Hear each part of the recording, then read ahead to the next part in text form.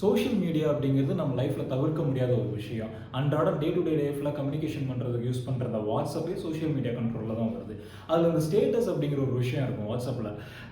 Day to day லைஃப்பில் வந்து ஒரு ரெஸ்டாரண்ட் போகிறது, நான் சாப்பிட்டது, எங்கெங்கெல்லாம் ட்ராவல் பண்ணேன் அப்படிங்கிறதெல்லாம் சில பேர் வந்து ஒரு வீடியோவாவோ அல்லது வந்து ஒரு ஃபோட்டோவாவோ அப்படி அந்த ஸ்டேட்டஸில் ஷேர் பண்ணியிருந்திருப்பாங்க.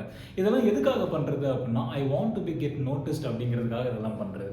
அந்த வாட்ஸ்அப்பில் ஆரம்பிச்சு ட்விட்டர், இன்ஸ்டாகிராம், இப்போ யூடியூப் வரைக்கும் பார்த்தீங்க அப்படின்னா இதை பயங்கர டெவலப்டாக சின்சியராக சீரியஸாக பண்ணிட்டு இருக்கிறவங்க நிறைய பேர் இருக்காங்க. இதில் ஒரு செட் ஆஃப் பீப்புள் பார்த்தீங்க அப்படின்னா லைஃப்பில் இதுவே ஒரு மிகப்பெரிய பார்ட் அப்படின்ட்டு ரொம்ப சின்சியராக நிறைய பேர் தன்னுடைய ப்ராடக்ட் ஆகட்டும், தன்னுடைய ஒர்க் ஆகட்டும், ஒரு பர்டிகுலர் செட் ஆஃப் பீப்புளுக்கு வந்து ரீச் பண்ண வைக்கணும் அப்படிங்கிறதுக்காக ரொம்ப எஃபர்ட் போட்டு வர்ற பீப்புள் தான் கண்டென்ட் கிரியேட்டர்ஸ் அப்படிம்பாங்க. கண்டென்ட் கிரியேட்டர்ஸ் மட்டும் இல்லாமல் பிஸ்னஸ் ப்ரொஃபஷனல்ஸ் ஆகட்டும், அல்லது வந்து ஒர்க்கிங் ப்ரொஃபஷனல்ஸ் ஆகட்டும், ஏன் ரிசர்ச் பண்ணக்கூடிய ஸ்டூடெண்ட்ஸ் முதற்கொண்டு தன்னுடைய ஒர்க்கை எப்படி ரீச் பண்ண வைக்கணும் அப்படின்ட்டு நிறைய பேர் போராடிட்டு இருக்காங்க.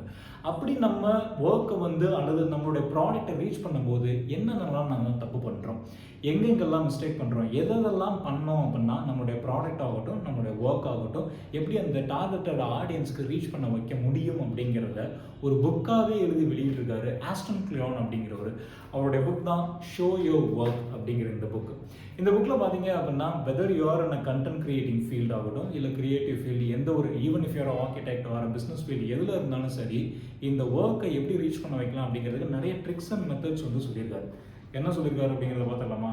என்னங்க ஒரு புக் படிக்கலாமா?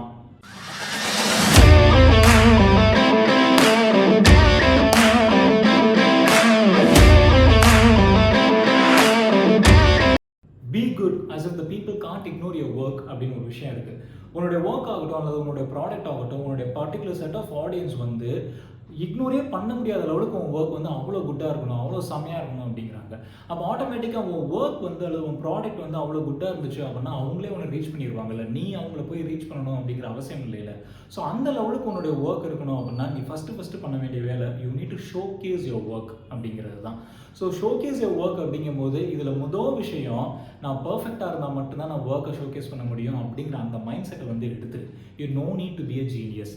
ஒரு சின்ன எக்ஸாம்பிள் எடுத்துக்கணும் அப்படின்னா, if you want to be ஒரு ஃபிலிம் டேரக்டர், ஒரு டேரக்டர் ஆகணும் அப்படிங்கிற ஒரு தான் உங்களுடைய ஆசை அல்லது ஒரு லட்சியம், கனவு அப்படிங்கிறது இருந்துச்சு அப்படின்னா, நீ ஃபஸ்ட்டு எடுத்த உடனே நான் மணிரத்ன மாதிரி ஆகணும் அப்படிங்கிறதெல்லாம் விட்டுட்டு ஒரு ஷார்ட் ஃபிலிம் வந்து ப்ரொடியூஸ் பண்ணணும். ஒரு ஷார்ட் ஃபிலிமை எப்படி டைரக்ட் பண்ணுறது அப்படின்ட்டு அந்த சின்ன விஷயத்துலேருந்து ஆரம்பி அப்படிங்கிறாங்க.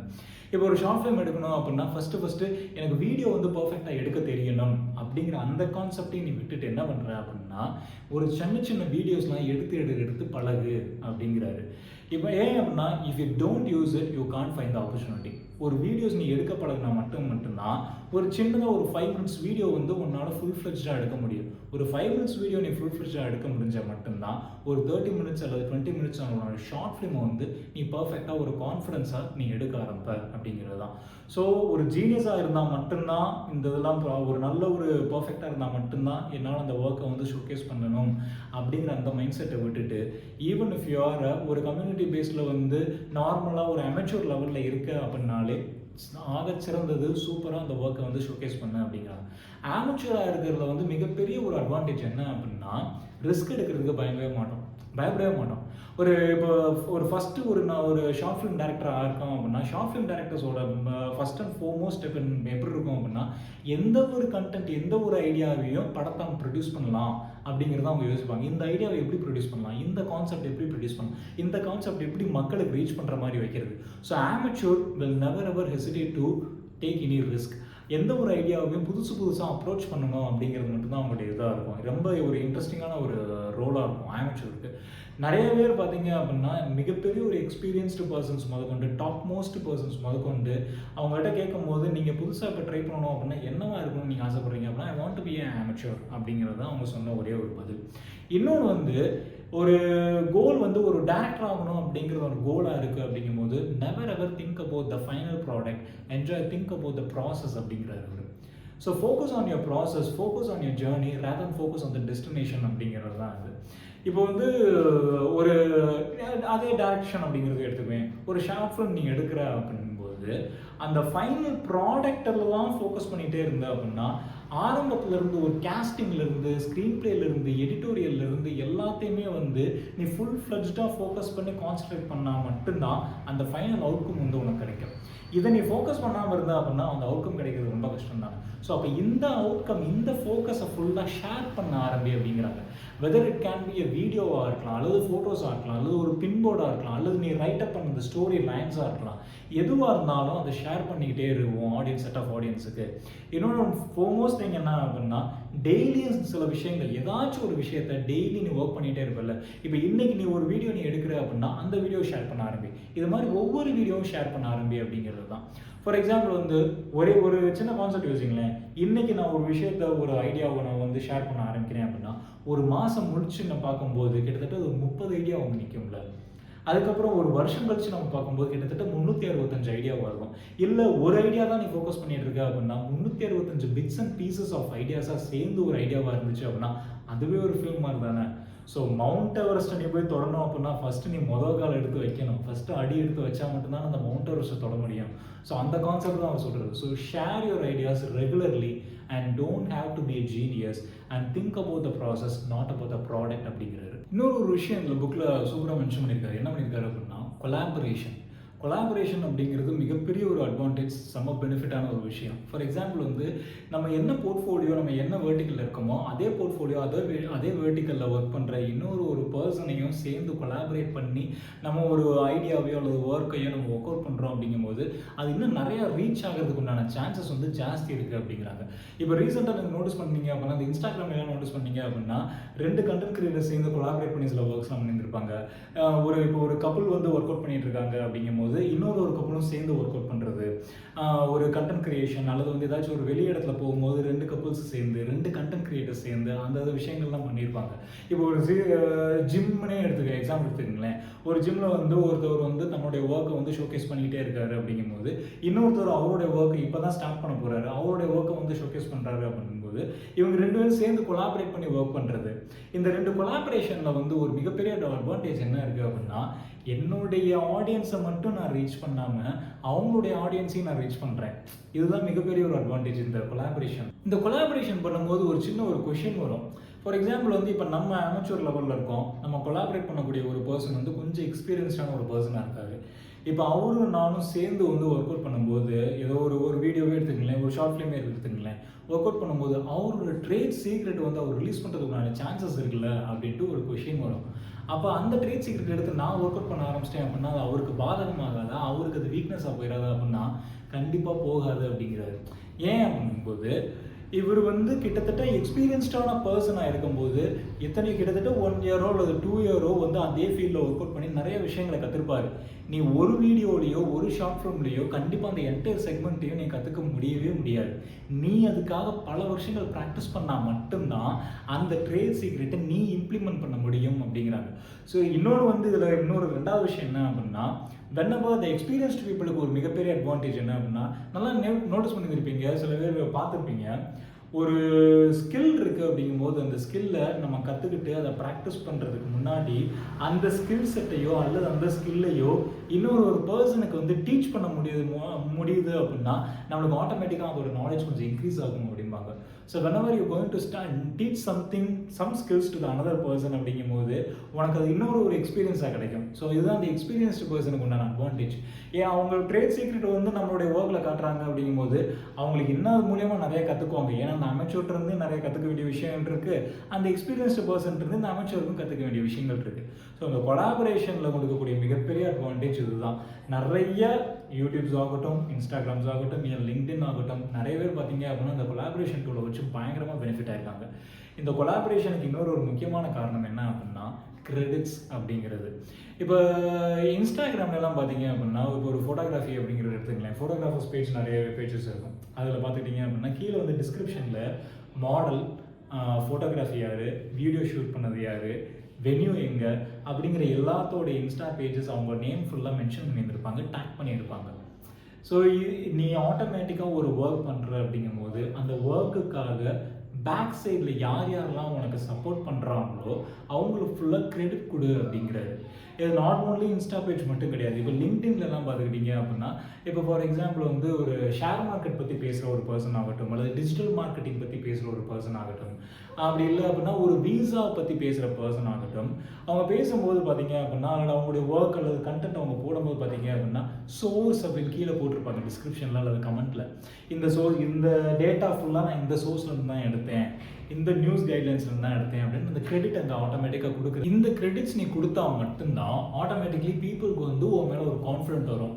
ஆக்சுவலாக இந்த பர்சன் வந்து very honest and very loyal to the work அப்படிங்கிற மாதிரி அவங்களுக்கு ஒரு கான்ஃபிடன்ஸ் வந்து அதுக்கப்புறம் அவங்க ப்ராடக்ட் மேலே ரொம்ப ஃபோக்கஸ் பண்ண ஆரம்பிப்பாங்க.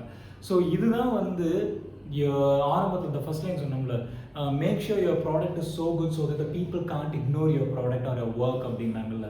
ஸோ இந்த மாதிரி சில விஷயங்கள் பண்ணும்போது தான் உன் ஒர்க் வந்து அவ்வளோ குட்டாக இருக்குது அப்படின்ட்டு இக்னோர் பண்ண முடியாத லெவலுக்கு பயங்கர நல்ல ஒரு ஒர்க்காக இருக்கும் அப்படின்ட்டு தெரிய வருது.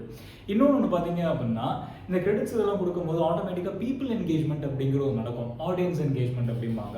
ஸோ சில விஷயங்கள் சில பேர் பார்த்தீங்க அப்படின்னா கமெண்ட்ஸில் நிறைய கமெண்ட்ஸ் போடுறதாகட்டும், நிறைய ஃபீட்பேக் போடுறதாகட்டும், இந்த மாதிரிலாம் நிறைய பேர் பண்ணுவாங்க. So make sure you need to engage with the people. அந்த ஒவ்வொரு ஃபீட்பேக்குக்கும், ஒவ்வொரு ரெஸ்பான்ஸுக்கும், ஒவ்வொரு கமெண்ட்ஸுக்கும் வந்து ரெஸ்பாண்ட் பண்ண ஆரம்பி.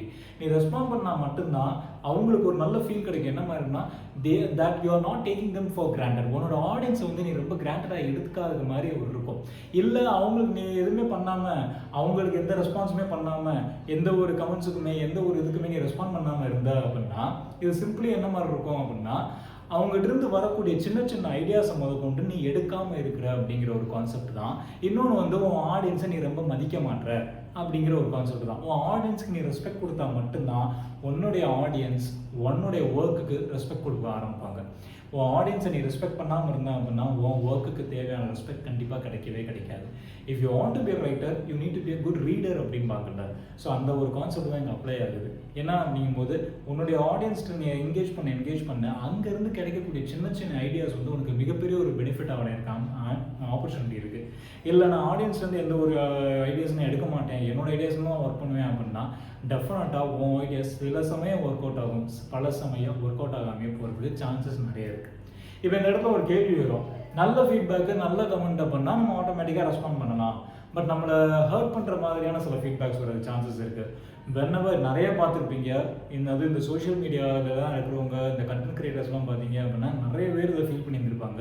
ஹர்ட் பண்ணுற கமெண்ட்ஸ் நிறைய வந்திருக்கும், அவங்கள ட்ரால் பண்ணியிருந்திருப்பாங்க, அவங்கள ரொம்ப கலாய்ச்சிருந்துருப்பாங்க, ரொம்ப கிண்டல் பண்ணுறது, கேலி பண்ணுறது, இந்த மாதிரி சில விஷயங்கள்லாம் கண்டிப்பாக அந்த கமெண்ட் செக்ஷனில் நடக்கிறதுக்கு உண்டான வாய்ப்புகள் ஜாஸ்தி இருக்குது. அதுக்கு என்ன பண்ணணும் அப்படின்னா, நம்ம தளபதி ஸ்டைலில் சொல்லணும் அப்படின்னா இக்னோர் பண்ணிட்டு போங்க அப்படிங்கிறது தான். ஒன்ஸ் அதை நீ அந்த பேட் கமெண்ட்ஸ், அந்த ஒரு கெட்ட அந்த ட்ராலிங் இதுக்கெல்லாம் வந்து நீ ரொம்ப ஃபோக்கஸ் பண்ணி உன்னோட எனர்ஜி நீ செலவழிச்ச அப்படின்னா லைஃப் ஃபுல்லாக நீ அதை செலவு பண்ணிட்டு இருக்கிற மாதிரி தான் இருக்கும் இல்லையா, உன்னோட ஒர்க்கில் வந்து ஃபோக்கஸ் பண்ண முடியாதுமே போயிடும். ஸோ அந்த மாதிரி விஷயங்கள் நல்ல ஃபீட்பேக்கை எடுத்து நான் அதுக்கு ரெஸ்பாண்ட் பண்ணி என்கேஜ் பண்ணி மீட்டப் பண்ணி அந்த மாதிரி எடுத்துகிட்டு போனேன் அப்படின்னா அது ஒரு ஹெல்தி வே ஆஃப் என்கேஜ்மெண்ட்டாக இருக்கும்.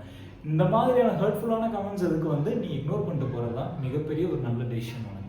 இன்னொரு ஒரு விஷயம், இந்த கொலாபரேஷன் இந்த கிரெடிட்ஸில் வந்து இன்னொரு ஒரு விஷயம் பார்த்தீங்க அப்படின்னா, நீ ஒர்க் பண்ணும்போது கொலாபரேட் பண்ணி ஒர்க் அவுட்லாம் பண்ணிட்டு இருக்கும்போது பார்த்தாங்க அப்படின்னா அவங்களுக்கு தேவையான அந்த ஒரு பேமெண்ட்ஸ் அதை வந்து நீ கொடுக்க ஆரம்பி, அல்லது உனக்கு தேவையான பேமெண்ட்ஸ் வந்து நீ கேட்டு வாங்க பாரு.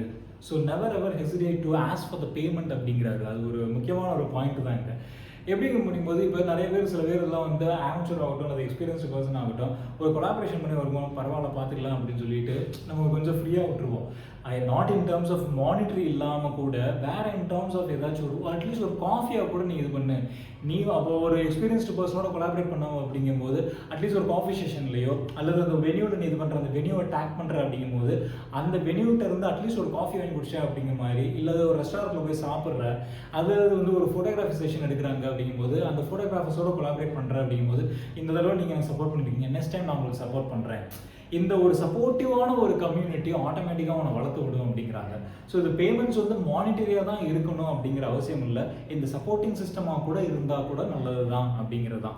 சரி, ஓகே, இப்போ எல்லாத்தையுமே பண்ணி முடிச்சாச்சு, கொலாபரேட் பண்ணியாச்சு, கிரெடிட் கொடுத்தாச்சு, அல்லது வந்து நியூ ஐடியாஸை பின் பண்ணியாச்சு, டெய்லியும் நான் ஷேர் பண்ணிருக்கேன், எல்லாமே பண்ணிருக்கேன். பட் இருந்தாலும் என்னால் ஒரு ஆடியன்ஸை ரீச் பண்ண முடியல அப்படிங்கும்போது கண்டிப்பாக டெஃபினட்டாக ஏதாச்சும் ஒரு பர்சன் ஏதாச்சும் ஒரு இடத்துல குவிட் பண்ணிடலாம் அப்படின்ட்டு ஒரு தாட் வரும். நிறைய பேத்துக்கு கண்டென்ட் கிரியேட்டர்ஸ் இப்போ அவர் என்ன சொல்லியிருக்காரு அப்படின்னா, கிட்டத்தட்ட ஒரு ரிசர்ச் மாதிரி எடுத்திருக்காரு. நிறைய கண்டென்ட் கிரியேட்டர்ஸ் ஆகட்டும், அல்லது வந்து ஒரு ஒர்க்கிங் ப்ரொஃபஷனல் ஆகட்டும், அல்லது வந்து பிஸ்னஸ் பர்சன்ஸ் ஆகட்டும், இந்த மாதிரி ஒர்க் ஷேரிங் பண்ணிட்டு இருக்கும்போது ஒரு 75% அல்லது 80% ஆஃப் த அச்சீவ்மெண்ட் வரும்போதே அவங்க குவிட் பண்ணிடுறாங்க அப்படிங்கிற மாதிரி தான் சொல்கிறாரு.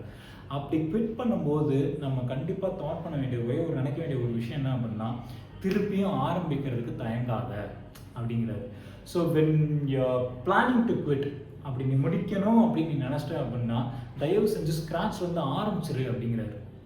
ஸ்க்ராட்ச்ல வந்து திருப்பி ஒர்க் அவுட் பண்ணு. அப்படி ஒர்க் அவுட் பண்ணும்போது நம்ம எல்லாத்துக்கும் பரிச்சயப்பட்ட ஒரு ப்ராவர்ப் தான், நீ ஃபஸ்ட் டைம் ஒர்க் அவுட் பண்ணும்போது மட்டும்தான் you are an amateur.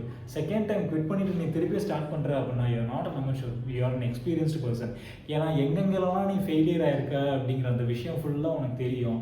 So அந்த லெசன்ஸை வச்சு நீ திருப்பி ஆரம்பிக்கிற அப்படிங்கும்போது நீ உன்னுடைய டெஸ்டினேஷனையோ உன்னோட சக்ஸஸையோ அடைகிறதுக்கு ரொம்ப காலமாகாது, ஸ்கூட்டி சீக்கிரத்துலேயே அடைஞ்சிருவா அப்படிங்கிறாரு ஆஸ்டன் பாலியன்.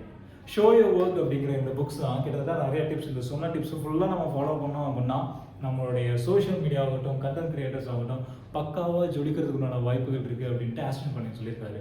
ஸோ இந்த புக் வந்து கண்டிப்பாக எல்லா ஆரம்பத்தில் சொன்ன மாதிரி எல்லா கிரியேட்டிவ் பர்சன்ஸ் ஆகட்டும், அல்லது even if you are not in a creative field, if you are normally want to showcase your work, whether in an organisation or if you want to showcase your work in your business அப்படின்னாலும் தயவு செஞ்சு கண்டிப்பாக மறக்காமல் வாங்கி படிக்க வேண்டிய ஒரு book தான் இந்த showcase your work, show your work அப்படிங்கிற புக்கு. இந்த புக்கோட அமேசான் லிங்க் வந்து கீழே டிஸ்கிரிப்ஷனில் இருக்குது. ஸோ மறக்காமல் கிளிக் பண்ணி வாங்கிட்டு எப்படி இருந்துச்சு அப்படின்னு படித்து சொல்லுங்கள். And moreover thank you so much for all your support and love and support. நிறைய பேர் வந்து கிளிக் பண்ணியிருக்கீங்க, சப்ஸ்கிரைப் பண்ணியிருக்கீங்க, கமெண்ட் பண்ணியிருக்கீங்க, ஷேர் பண்ணியிருக்கீங்க. So thank you so much for all your support. தொடர்ந்து பாருங்கள். நெக்ஸ்ட் புக் என்ன படிக்கலாம் அப்படிங்கிறத தயவு செஞ்சு கமெண்ட்டில் மென்ஷன் பண்ணுங்கள். நிறைய புக்கு படிச்சுக்கிட்டே இருக்கேன், அதை கண்டிப்பாக ரெகுலராக நான் ஷேர் பண்ணிகிட்டே இருக்கேன், என்னோட இன்ஸ்டா ப்ரொஃபைலில் ஷேர் பண்ணிகிட்டு இருக்கேன். ஸோ மறக்காம அதையும் பாருங்கள். நெக்ஸ்ட் புக் என்ன படிக்கலாம் அப்படிங்கிறத கமெண்ட் பண்ணுங்கள். கண்டிப்பாக ஒரு சூப்பரான புக்கில் மீட் பண்ணுவோம்.